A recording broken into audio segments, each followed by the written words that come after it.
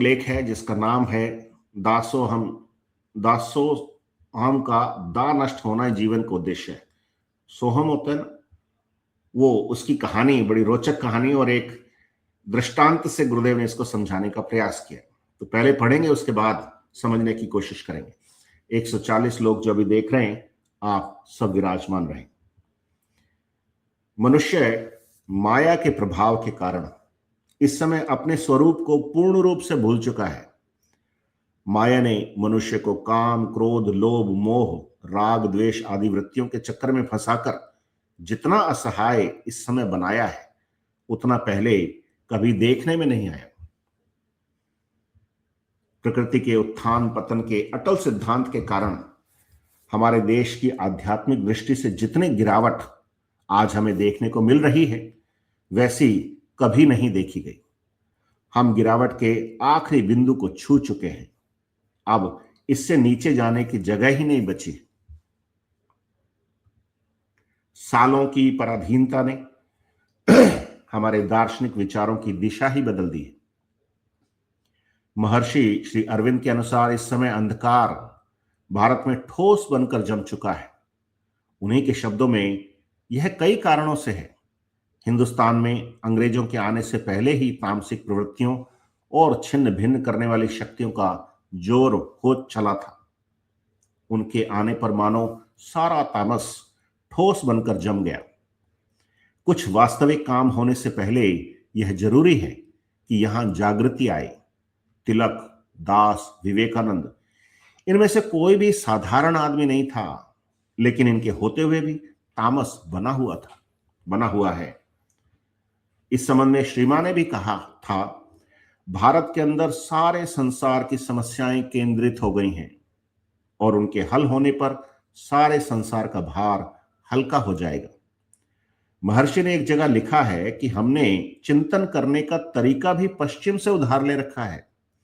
ऐसी दयनीय दास वृत्ति के रहते हम हमारे दर्शन की सही स्थिति विश्व के सामने प्रस्तुत कर ही नहीं सकते।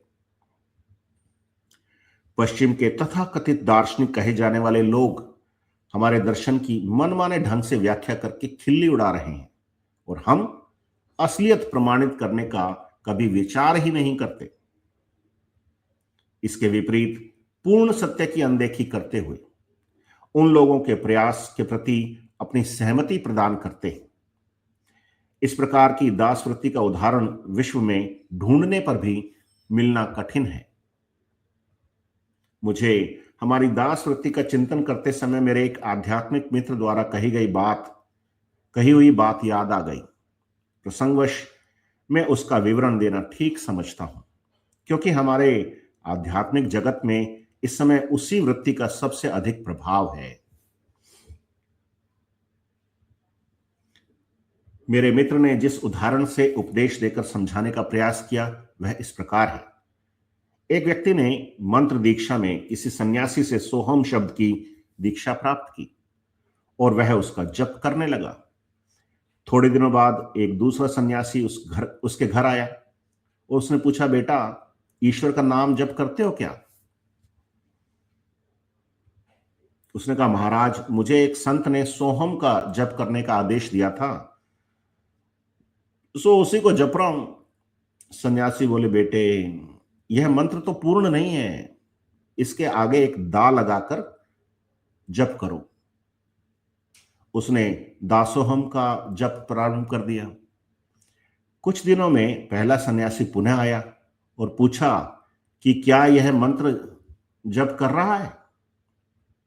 उसने कहा, महाराज, एक सन्यासी ने मुझे बताया कि मैं जिस मंत्र का जप कर रहा हूं वह पूर्ण नहीं है, अतः उनके आदेश के अनुसार दा आगे लगाकर दासोहम का जप कर रहा हूं। सन्यासी बोले, यह ठीक नहीं हुआ, खैर इसके आगे एक सै और लगाकर जपो। अतः वह व्यक्ति सदा सोहम का जप करने लगा। फिर जब दूसरे सन्यासी ने पुनः आकर जप के बारे में जानकारी ली तो उसने कहा, महाराज, प्रथम दीक्षा देने वाले बाबा जी ने कहा कि इससे मुझे मुक्ति संभव नहीं, अतः उनके आदेशानुसार एक सै और लगाकर सदा सोहम का जप कर रहा हूं। सन्यासी ने कहा, बेटा तुम फिर भ्रम में फंस गए।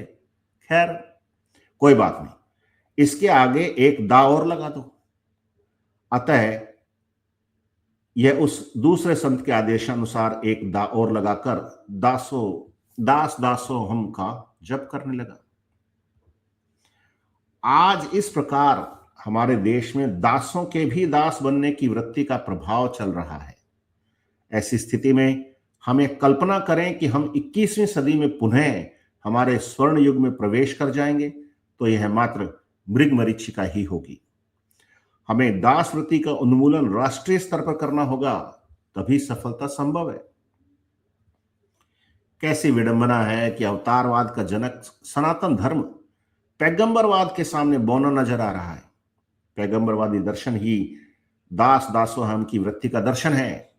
कैसी उल्टी गंगा बह रही है। यह हमारी गिरावट की पराकाष्ठा है और नीचे जाने की अब जगह ही नहीं है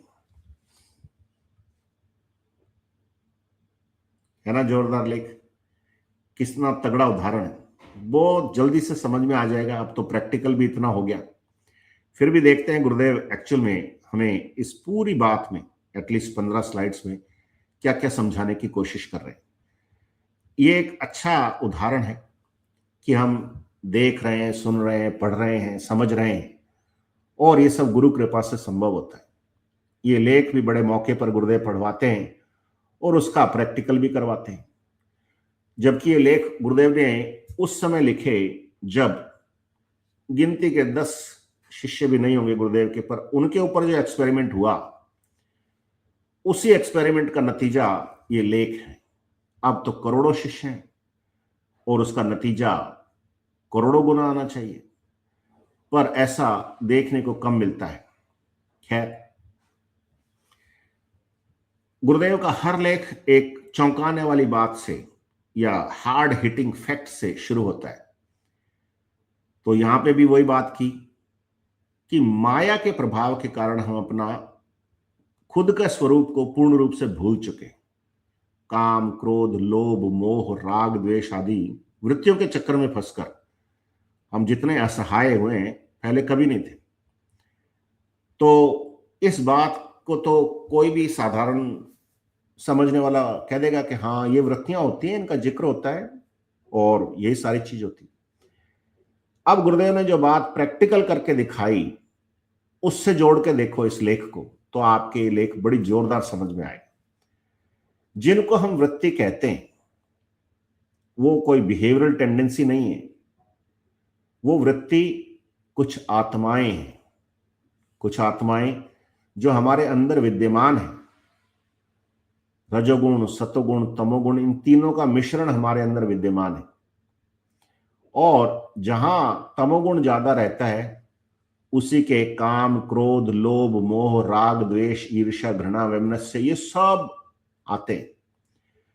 आप अपने स्वरूप को पहचानो और ऑब्जर्व करो अपने आप को कि जब ये आप मंत्र जपोगे, ये पूर्ण मंत्र है अपने आप में, इसके आगे स और दा कुछ लगाने की जरूरत नहीं।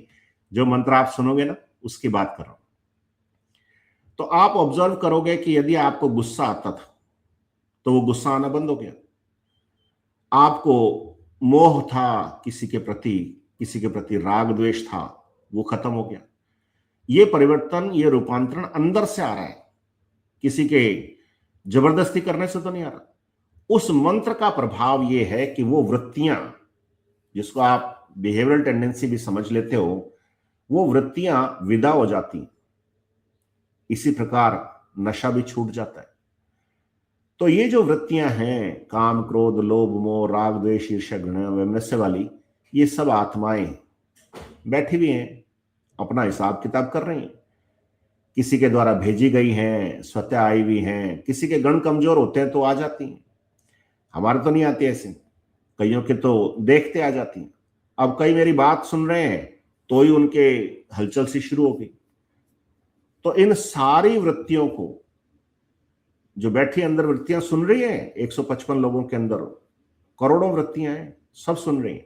और मैं सबसे ये कहता हूं कि ये मंत्र जपने से तुम्हारे लगेगी आग, तो या तो विदा हो जाओगे या मुक्ति की प्रार्थना करोगे।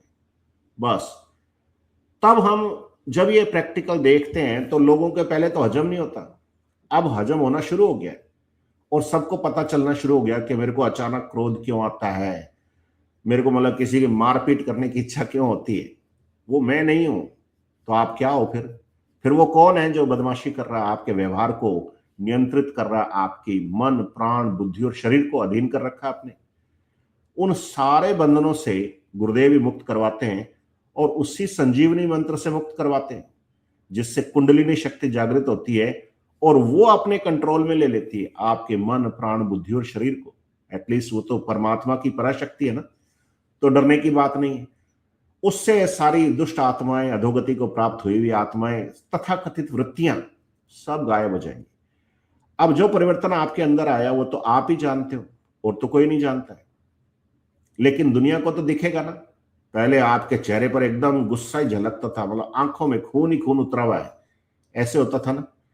अब एकदम से सौम्यता आ गई चेहरे पर, आपको देख करके किसी को अच्छा लगे, ऐसा लगे कि हाँ भाई ये तो कोई साधु वृत्ति का आदमी। और पहले आप देखते तो बड़े खूंखार टाइप के लगते थे। मेरे साथ ऐसा हुआ, मैं अपना उदाहरण इसलिए देता हूं, मैं 1993 में जयपुर आया पढ़ने के लिए बीकानेर से। तो मैं जहां रहता था बजाज नगर अनीता कॉलोनी में, एक लड़के के साथ रहता था। वो मुझे बाद में पता चला गुरुदेव से दीक्षित था, वो भी बीकानेर का ही था। तो मैं तो उस लड़के के साथ रहता था, एक लड़का और ऊपर फर्स्ट फ्लोर पे रहता था, उसकी गर्लफ्रेंड आती थी मिलने के लिए। तो मैं मुझे रखता था पहले और एकदम धीर गंभीर टाइप का दिखता था। तो उसने कई बार ऐसा कहा कि ये जो लड़का आया है ना ये बड़ा मतलब सीरियस टाइप का है, एक दो मुझे और ऊपर से वैसे सीरियस टाइप का। पढ़ेसरी बच्चे होते शांति होते। तो जो उसका था प्रेमी था, बाद में शादी होगी, दो बच्चे भी हो गए उनके। तो उसने मेरे को कहा रे धर्मेंद्र, तेरे लिए वो सपना कह के गई है कि ये तो बड़ा मतलब खड़ूस टाइप का और सीरियस टाइप का लगता है। तो मैंने ऑब्जर्व किया अपने आप को कि यार ऐसा तो मैं नहीं हूं, मैं तो सहृदय व्यक्ति हूं और किसी का बुरा नहीं चाहता, सब है, और मैं कोई ऐसा क्रोध वगैरह भी नहीं करता, पर शक्ल ही ऐसी बनी हुई थी। अब फिर से सपना और प्रमोद को बुलाऊं तो वो कह देंगे कि यार अब तू बाबा जी हो गया, ठीक है। तो ये जो परिवर्तन आता है ये आपके चेहरे पे झलकेगा भी। पंकज सर ने भी एक बार फीडबैक दिया था, रिकॉर्डिंग में भी था वो। तो उन्होंने कहा कि मेरी मैडम ये कहती है कि देखो धर्मेंद्र जी पे गुरुदेव का कैसा रंग चढ़ा है, चेहरे पे रौनक आ गई। तो ये रौनक आपके भी आ जाएगी, पूरी दुनिया के आ जाएगी, और आप अपने असली स्वरूप को पहचान जाओगे। ये उदाहरण इसलिए देना पड़ा। अब जो पतन भारत का, क्या पूरी दुनिया का ही हो रखा है, किसी को ही पकड़ लो आप, वैसी गिरावट पहले कभी नहीं आई थी। अब इतनी गिरावट आ चुकी है कि और नीचे गिरने की संभावनाएं खत्म हो गई, चट्टान आ गई मतलब। तो बिल्कुल रॉक बॉटम जिसको कहते हैं ना, वहां पे अटके हुए हैं। अब वहां से फिर उत्थान चालू हो जाता है। गुरुदेव उसी उत्थान को करने के लिए आया ही। आध्यात्मिक दृष्टि से जो कुछ हो रहा है आप देख रहे हो, अध्यात्म के नाम पे बड़ी बड़ी ब्रांडेड दुकानें चल रही है, और कभी कोई नेशनल इंटरनेशनल कॉन्फ्रेंस होती है तो उसमें वो ये सब ब्रांडेड लोग ही जाते हैं। रामलाल जी से आके शिष्यों को कोई पूछता ही नहीं है, जबकि असली आध्यात्मिक धन संपदा पूंजी गुर ज्ञान और चेतन मंत्र चेतन तस्वीर वो तो गुरुदेव की है, पर अपने वो कोई नहीं पूछता। पैसा नहीं है ना, इसलिए नहीं पूछता है। ये भी पतन का ही कारण है। अब वो अंग्रेजों को जब समझ में आएगी कि गुरुदेव ईसा मसीह के अवतार हैं तो आएंगे दौड़े दौड़े, फिर वो आएंगे तो उनकी देखा देखी अब बाकी लोग भी आएंगे। अब जो विचारधारा हमारी हुई है पश्चिम के हिसाब से हो गई, ठोस कार्बन की तरह तमोगुण जम के बैठा हुआ है, और उन सारी प्रवृत्तियों का, तामसिक प्रवृत्तियां कहा है देखो गुरुदेव ने, वो सब दुष्ट आत्माएं हैं, उन्हीं का बोलबाला है, जोर चल रहा है। लेकिन उत्थान तो होगा। अब महर्षि अरविंद यही कहते हैं, विवेकानंद जी आए, दास आए, तिलक आए, बाल गंगाधर तिलक है ना। दास का पूरा नाम ही बता दो, कोई आज कोई जानता है क्या? तो ये तो कोई साधारण व्यक्ति नहीं थे, फिर भी इनके होते हुए भी तमोगुण खत्म नहीं हुआ। तो इसका मतलब बहुत ही कोई हाई क्वालिटी का सीमेंट लगा रखा है, तमोगुण ने चिपक के बैठा हुआ है। अब वो तमोगुण आप सबके सामने गोडे टेक रहा है और गुरुदेव यही चाहते हैं, इसलिए ये इस प्लेटफॉर्म पे करवाया जाता है। लोग उसको अन्यथा लेते हैं, वो लोग नहीं ले रहे हैं, उनके अंदर बैठा तमोगुण ले रहा है, क्योंकि उस तमोगुण ने उन लोगों के दिमाग पे कब्जा कर रखा है। अन्यथा तो कितनी सिंपल सी बात है, आप किसी को बुला लो, सामने आ जाएगा। वो जो सांग रचते हैं, बोलते हैं, ये फैब्रिकेटेड नहीं हो सकता है। तो गुरुदेव तो जड़ से ही तमोगुण का नाश करेंगे, क्योंकि वो इतना ठोस बन के चिपका हुआ है कि मारपीट करनी पड़ेगी फिर उसके साथ। फिजिकली कुछ नहीं होगा, लेकिन अंदर की यात्रा है तो अंदर ही तोड़फोड़ होगी, और अंदर से ही हाय तौबा मचेगी, अंदर से आग लगेगी, और अंदर से सब कुछ हो जाएगा। पता नहीं गुरुजी क्या बुलवा रहे हैं, क्यों बुलवा रहे हैं। मैं तो निर्दोष हूं गुरुदेव, मेरा तो कोई दोष नहीं है इसमें, है। पर अब ये तमोगुण खत्म होगा। एक बड़ी रोचक बात श्री मां ने भी कही है कि भारत के अंदर सारे संसार की समस्याएं केंद्रित हो गई, और उनके हल होने पर सारे संसार का भार हल्का हो जाएगा। ये इसको कभी गहराई से समझने की कोशिश करो कि ऐसा क्यों हुआ, भारत में ही क्यों केंद्रित हो रही हैं समस्याएं। जहां अवतार होते हैं ना, तो अवतार के साथ दानव भी आते हैं। हर युग में ऐसा हुआ है। इस बात को ऐसे जोड़ के देखना, तो भारत तो सर्वधर्म संभाव का देश, सब धर्मों का स्वागत है। जैन धर्म, बौद्ध धर्म, तिब्बतन बौद्ध धर्म है, पारसी, यहूदी, ईसाई, मुस्लिम, सबके लिए खुला है दिल। अच्छी बात है। अब उनकी आड़ में जो तमोगुण आ जाता है, वही समस्याएं केंद्रित करता है, वही समस्याओं को बढ़ावा देता है, तो सारी समस्याएं इधर ही केंद्रित होगी। तो ये भी अच्छी बात है। चलो, एक ही जगह इकट्ठी हो गई, यहीं से समाधान हो जाएगा, तो पूरी दुनिया में फिर वो तार कट जाएंगे। रूट कॉज एनालिसिस कर दिया गुरुदेव ने ना, ये अच्छी बात। तो इधर से हो जाएगा समाधान, आप चिंता ही मत करो। पूरी दुनिया में प्रचार करो, इधर भी करो, सब जगह करो। अब जो दार्शनिक लोग, पश्चिम के दार्शनिक लोग हैं, वो हमारे दर्शन को जानते ही नहीं है। हमारे अपने लोग ही नहीं जानते, क्योंकि सोच ही बदल गई, पश्चिमी सोच होगी ना। अब मेरी मजाक उड़ाते हैं लोग, भंवर सिंह जी की मजाक उड़ाते हैं, हमको बोपा, ओझा, तांत्रिक, पता नहीं क्या कुछ कह दिया। और हमने तो ऐसा कुछ भी नहीं किया, हम तो कुछ जानते ही नहीं। मैं तो केवल इतना जानता हूं कि मेरे गुरुदेव परमात्मा है और वो कुछ भी कर सकते। ये दर्शन मेरे समझ में आया और प्रैक्टिकल करके दिखाया, इसलिए समझ में आ गया। अब वो पश्चिम वालों को कह दो तो वो कहेंगे कि नहीं नहीं, आप ये तो कोई वुडू और ऐसे कोई तंत्र मंत्र, ब्लैक मैजिक टाइप में करते होगे। अब मतलब बात सुननी नहीं, प्रैक्टिकल करके देखा नहीं, जजमेंट पहले दे दिया और मजाक कर दिया, खिल्ली उड़ा दी। असल में तो बेचारे अपनी खिल्ली उड़ा रहे, क्या करेंगे। यदि हम उनको प्रैक्टिकल दिखा दें कि ऐसा होता है भाई, आप किसी को ले आओ, दुनिया के किसी व्यक्ति को ले आओ, अमेरिका के सर्वे सर्वा को बिठा दो, उसके भी तमोगुण बोल जाएगा और वो रोक नहीं पाएगा योग को। ऐसा प्रैक्टिकल विज्ञान गुरुदेव ने दे दिया, जिसमें आपको किसी इंस्ट्रक्टर की जरूरत नहीं है। वो इंस्ट्रक्टर अंदर बैठा है, मां कुंडलिनी शक्ति, वो स्वयं निर्धारित कर देगी सब कुछ। तो दास वृत्ति का उदाहरण जो गुरुदेव ने दिया, वो आपने सुन ही लिया, उसका तो क्या जिक्र करें। असल में जो बात है, इसीलिए बार बार गुरुदेव कहते हैं कि इस मंत्र के आगे कोई प्रणव नहीं लगाना। श्री लगा दिया, लास्ट में नमः लगा दिया, कुछ नहीं लगाओ।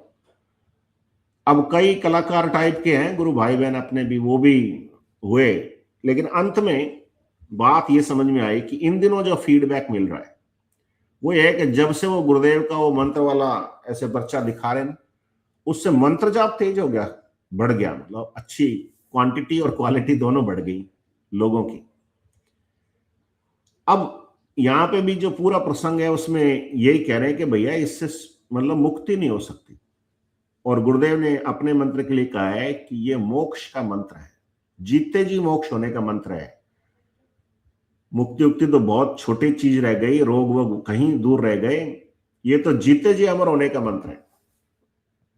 अब इसको भी कैसे हजम करें, तो गुरुदेव ने गीता के श्लोक सुनाए कि कृष्ण ने कहा है कि ये मनुष्य जो है शरीर में स्थित हुआ भी पर है, पर का मतलब त्रिगुणातीत है, परंतु प्रारब्ध कर्मवश कर्ता भर्ता भोक्ता अनुमंता के हिसाब से व्यवहार कर रहा है।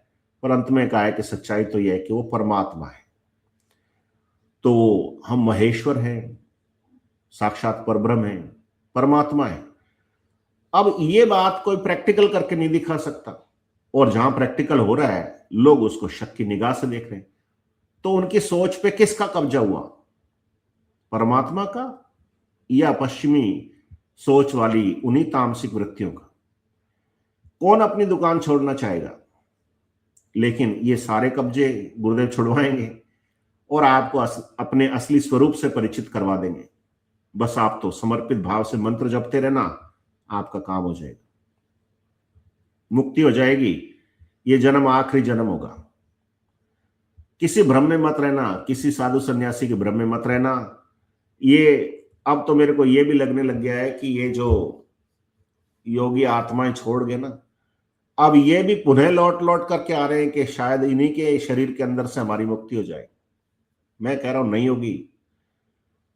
अंदर से प्रार्थना करो गुरुदेव से और साफ बोल के कहो कि हम फलाने योगी, हमारी मुक्ति नहीं हुई थी क्योंकि हमने फलाना हठ योग किया, डिकाड़ा योग किया। अब आपके वाले से हमारी मुक्ति हो जाए, हम आपसे करुण पुकार करते। सुन रहे योगी बैठे बैठे अंदर कईयों के, मैं जानता हूं। तो उन सब की मुक्ति संभव है झुक जाने भर से।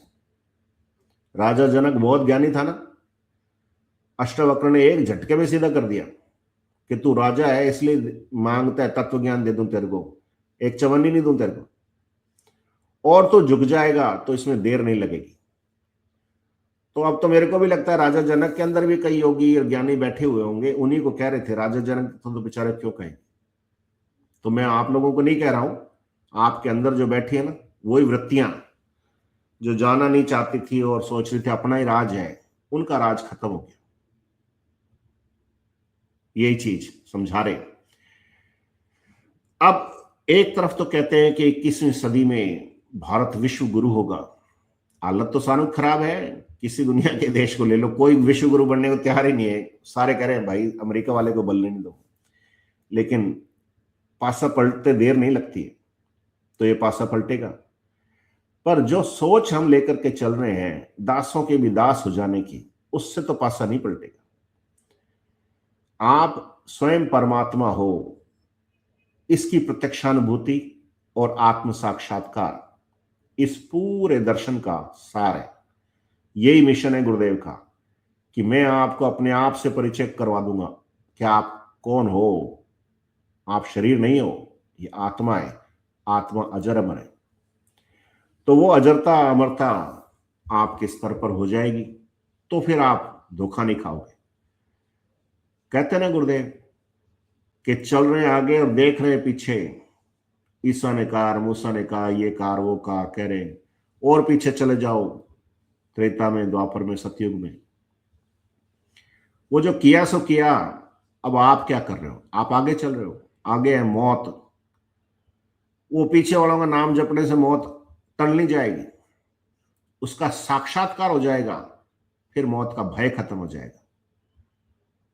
इसलिए कबीरदास जी को लेकर के प्रस्तुत कर दिया उनका दोहा, जा मरने से जग डरे मोरे मन आनंद, कब मरी हो कब पाई हो पूर्ण परमानंद। तो उस पूर्ण परमानंद के लिए वही मंत्र जपो जो गुरुदेव ने दिया है, उसी से पार पड़ जाएगी। अब अगला जो हिस्सा है वो अगले एपिसोड में पढ़ेंगे, लेकिन एक बड़ी प्यारी सी अनुभूति है। आज तो आनंद की